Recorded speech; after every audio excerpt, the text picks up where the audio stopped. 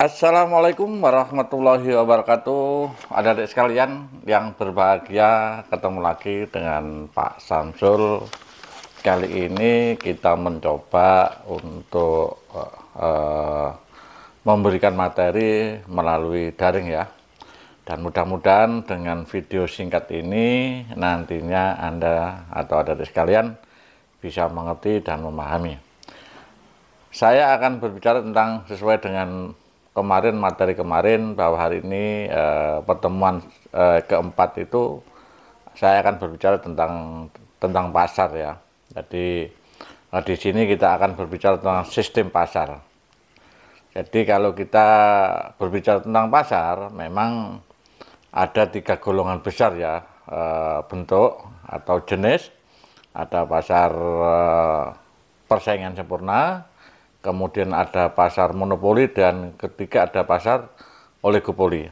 Ini yang kita bicara hari ini, sehingga mudah-mudahan lebih mudah untuk kita mengerti walaupun dengan waktu hanya sedikit. Oke, kita mulai.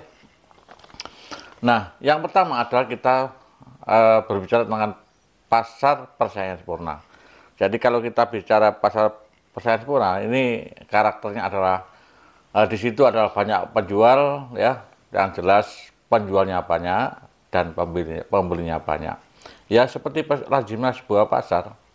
Jadi mereka dengan karakter ya, harga ditentukan oleh pasar. Nah ini kan ditentukan karena apa? Karena memang pasar persaingan sempurna, sehingga di sini bebas, harga itu ditentukan oleh pasar, itu karakternya.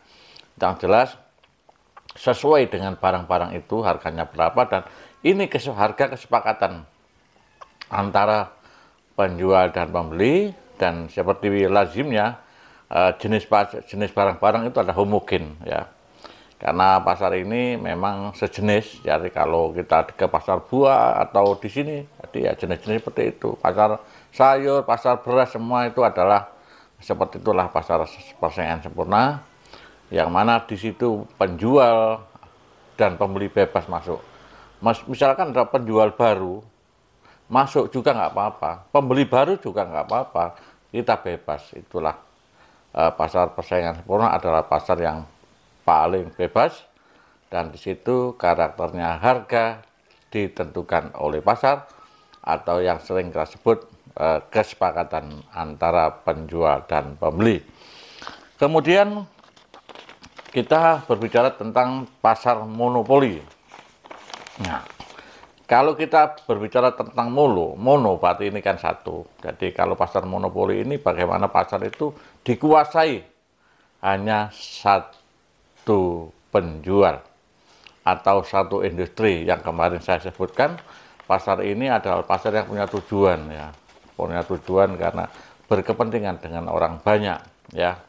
Dan ini memang biasanya dikuasai oleh negara. Kalau di Indonesia ya, kalau di Indonesia ya, kita berbicara Indonesia, ini dikuasai negara karena karakternya adalah kebutuhan ini dibutuhkan orang banyak. Contohnya adalah barang yang dijual adalah seperti listrik, kemudian ada Pertamina, juga ada KAI yang kemarin banyak sekali ya pasar ini, karena memang dikontrol satu, yaitu kalau di Indonesia adalah negara.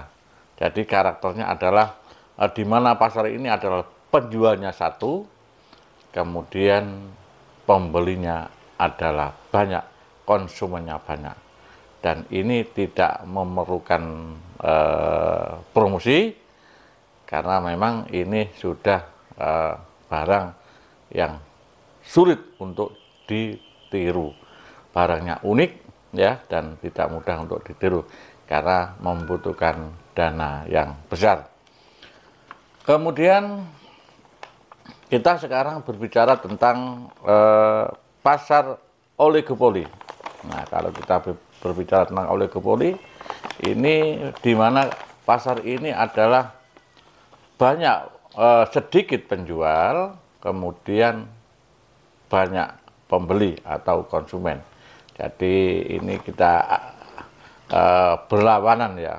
Jadi artinya ini merupakan sebuah perusahaan besar ya, dan perusahaan ini memang betul-betul sedikit. Kalau kita pernah dengar oligarki ya, ini oligopoli. Nah, oligopoli itu berarti penjualnya sedikit dan konsumennya banyak atau pembelinya banyak. Ada beberapa barang ya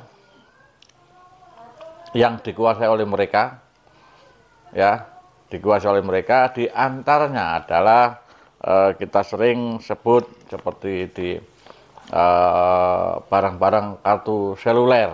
Nah, ini kartu seluler ini merupakan sebuah perusahaan yang penjualnya sedikit. Kalau di Indonesia hanya beberapa seperti Indosat, ya, Telkomsel, kemudian Smart ya, atau sejenisnya. Ini tidak mudah untuk penjual baru untuk meniru atau masuk. Karena apa? Ini membutuhkan dana besar. Jadi oligopoli ini betul-betul pasar yang memang membutuhkan dana besar. Ya, seperti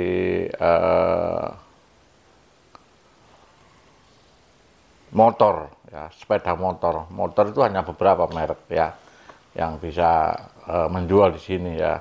Honda, Yamaha, Kawasaki, hanya beberapa.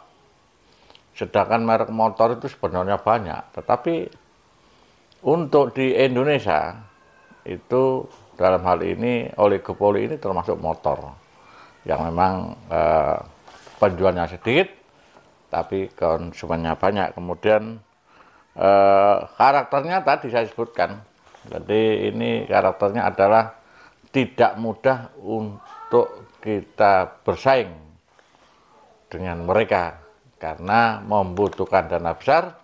Oleh karena itu pasar ini memang betul-betul pasar yang